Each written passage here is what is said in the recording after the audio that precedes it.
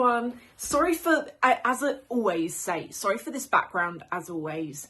In 2 weeks' time, we get our walk-in wardrobe built, and I plan on turning that into my more regular filming room. So until then, you've got bags. Actually, one of you asked me about this bag. I forget who you were, but you said you were looking for a bag like this. So this is from Ateliers Auguste. They're a really lovely brand. Like, they design in Paris, they manufacture in Italy. Everything's real leather, like box. That's actually box leather. Crossbody, they do different styles. I'll put details in a bit below. It's not an advert, it's just because you asked and I saw it just in my reflection there on the camera and I thought I'd mention. Okay, so look, how have I felt since giving up talking about luxury? Now I still talk about it and I always will, but I wouldn't describe myself now as a 100% luxury channel. I'd say I'm a bit of a mix of a few things now, and I want to talk about how I was feeling when I was doing luxury, right back from the beginning, to whether, like, when I stopped spending on luxury, did I ever hear from any of these people that worked on these brands? Because these people make you feel like you're friends. I'm also going to talk to you about, sorry, I've got some notes here. I'm also going to talk to you about a data breach that happened that I got caught up in and was really dangerous and really frightening. So, okay, going back to the beginning, I started doing luxury content in 2011, 2012. And I remember when I did it, I bought, it was just like a little Chanel card holder. It wasn't anything much, but the package, it was my first Chanel thing and the packaging was stunning. And I remember I was already doing a bit of YouTube anyway. I got home and I was like, oh, I really want to share this. So I filmed the unboxing of it. And I remember having quite a few people going, because at the time, no one was really doing it. And I had a lot of people in the comments saying, this is really weird that I'm watching someone open a package that's luxury. It feels really weird and like, why am I watching it? But at the same time, I watched the whole thing. So I did that, and then I've always been into luxury, and at the time I didn't have a huge budget and I was just buying like little bits and pieces here, like card holders and scarves, etc. And every time I would buy something, I'd unbox it on camera, and I just did it with like the webcam on my laptop because I didn't even have a camera for YouTube. I just used to use my webcam for everything. And back then it was fun. Back then I enjoyed it. It felt like a new niche. It felt uncomplicated. You could go and vlog in Harrods and no one said a word because no one knew what you were doing. I remember going in there and literally holding up a camera, talking to camera in like Chanel. No one said a word because people were like, what? Are you talking to yourself on a camera? Like, why? No, people didn't go, okay, you're going to go and stick this on YouTube and we don't like that, so leave, please, you know. And it made it so, I remember those early videos, those early vlogs. I vividly remember how fun they were to make. They didn't feel like a stress. I could walk into a shop and film whatever. And I've always been careful not to get customer faces in, okay? So I'm not that person that walks in and films everyone that's in there trying to be private in their life. Like, I'll film like a close-up of a bag or a pair of shoes, you know, that kind of thing. It's quite macro. And if there are people in it, I would blur their faces. So anyway, I was like really enjoying what I was doing on there. And then over time, it changed. I think because social media evolved and so many more people got into luxury as well on social media, you got to a point where the shops knew what you were doing. So you had to start filming covert, and that started, for me, I can only speak for me, but it started to get stressful because you no longer could just casually make like a fun video. You had to like sneak in, sneak around the place, be really quick filming. You didn't get an opportunity to actually look at what it was you were buying. And what I used to notice is when I would edit, I would see things in the camera lens that I hadn't seen in real life. Like, I always give this example. There was a Ferragamo bag at Bicester Village, and it was bright green hologram, and I filmed it, but I didn't see it. Do you see what I mean? I didn't see it, but I filmed it. And when I got home and I edited it, I was like obsessed with this bag, and I wish I'd bought it because it was on a sale rack as well at Bicester Village. And thankfully I managed to get that bag. Where is it? Where is it? It's around, oh, it's down here. This is the bag. I managed to get it. I just love this bag. I managed to get it because I phoned up Bicester Village and they helped me and they posted it to me. But it's just an example. And even David said to me, he's like, when we've gone on holiday, you get back and because we've just spent the whole time filming the holiday, it's not like you get to fully relax because you're thinking of a dialogue and a story and etc. And so, yeah, so for me, luxury started out being fun, but then it got not fun. And yeah, so that was that. And then what's happened? So I really slowed down my spending in 2023. I was looking at this stuff, and after COVID, the prices had just went insane. And I was looking at stuff thinking, I really don't see the value here. I don't see what I'm getting for my money here. It's just like an expensive bag that if you told me it was fake, I'd believe you. You know, that kind of thing. Like the Lady Dior. My gosh, I see fakes all over the place. And yet that bag is like in the medium size. I think, what is it? Definitely over £4,000 now, probably over £5,000, or at least £4,500. And it just, I'm not really using it so much. Like, I've got a couple of Lady Dior's and I love them and they're so classic. And you might say, well, the fakes shouldn't put you off. But somehow they do for me. Like, I just feel like when I see fakes everywhere of a certain bag, I'm like, I don't really want to use that anymore. It cheapens the product to me when it's down on a market stall. You know what I mean? When you walk down the street in a high street and there's like a market stall and all of these bags are there. Okay, they're not the best quality and you can tell they're fake, but you know what I mean? And I know some of you understand where I'm coming from, others of you don't, and that's fine. But yeah, I stopped spending in 2023. I was still spending, but I really had slowed it down at that point. And a lot of you said to me, mainly on my Patreon actually, and I did speak about this on my Patreon a couple of years ago, and I feel like I'm going to talk about it now. A lot of you said to me, when you stopped spending, did you also stop hearing from these salespeople?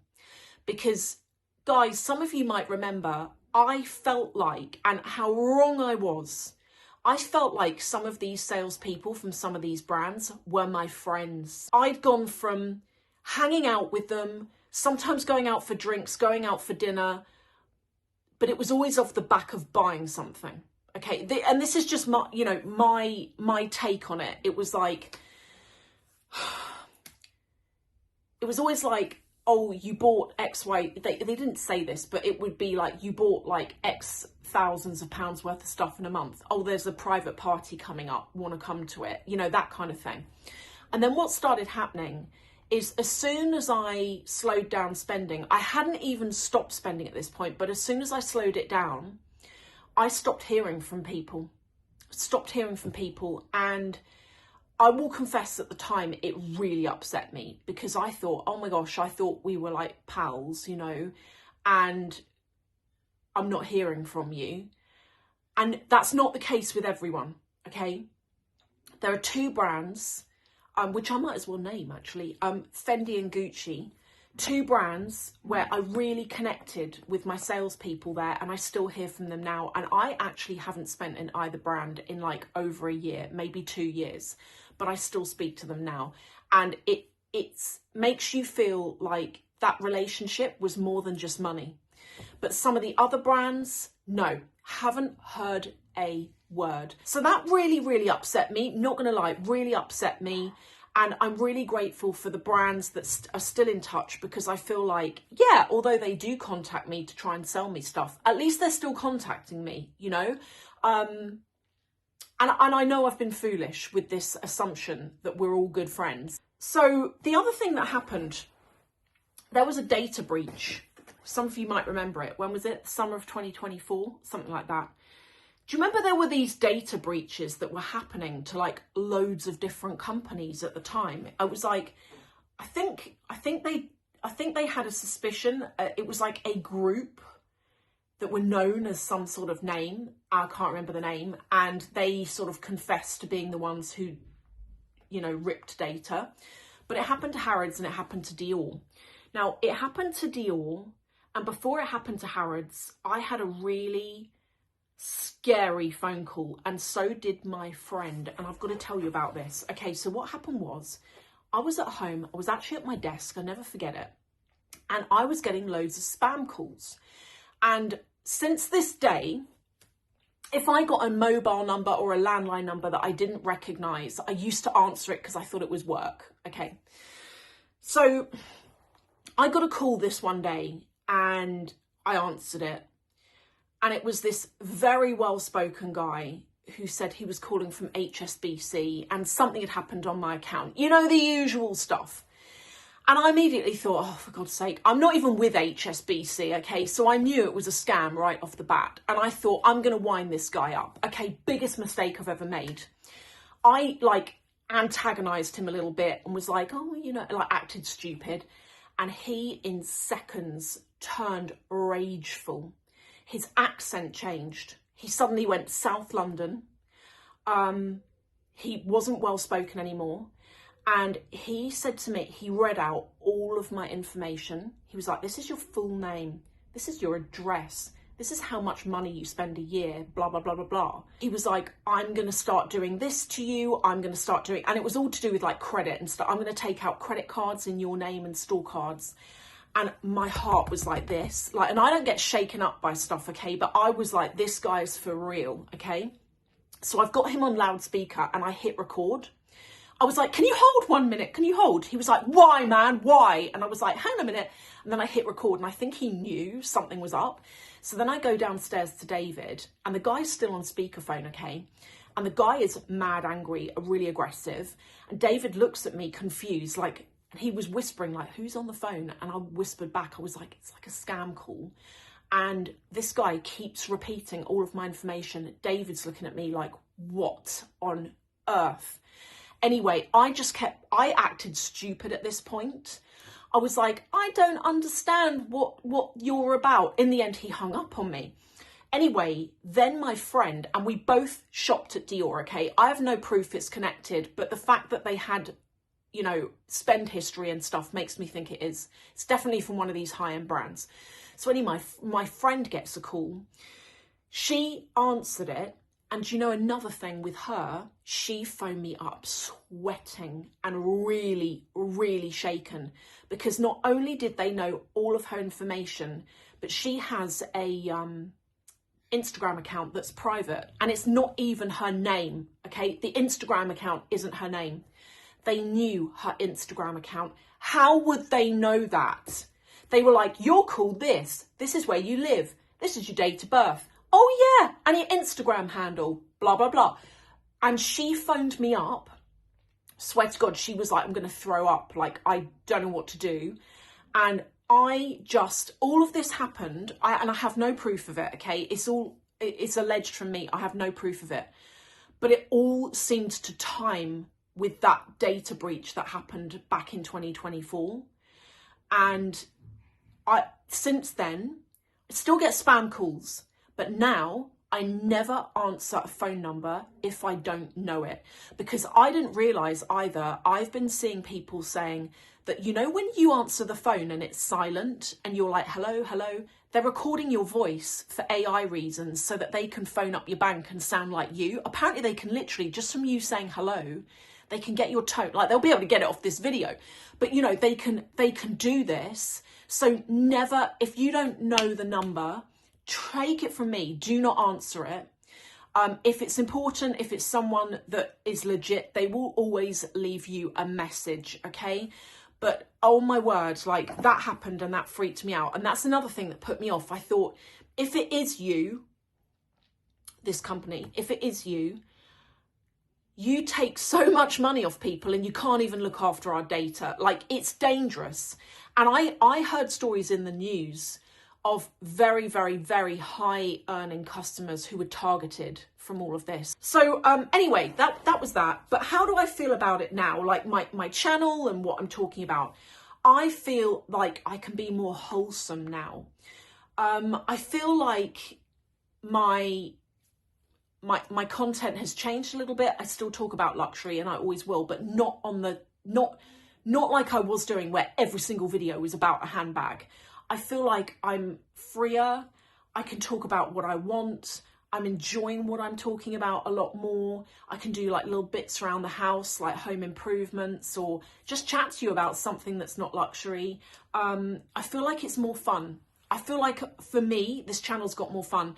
I feel like, as I mentioned right at the start, when I was doing luxury towards the end, 2023 through to this year really, it was forced on my part. I was forcing myself to make luxury content that didn't interest me anymore, and therefore I felt the content was boring and I wasn't interested in it, so why would you be? I mean, maybe you were. And to be honest, you know, like, since changing my content, I've seen a change in my views. Like, it's gonna happen because I know a lot of you who are here for luxury are gonna opt out because what I talk about now isn't necessarily what you're interested in. And I get that, and that is fine.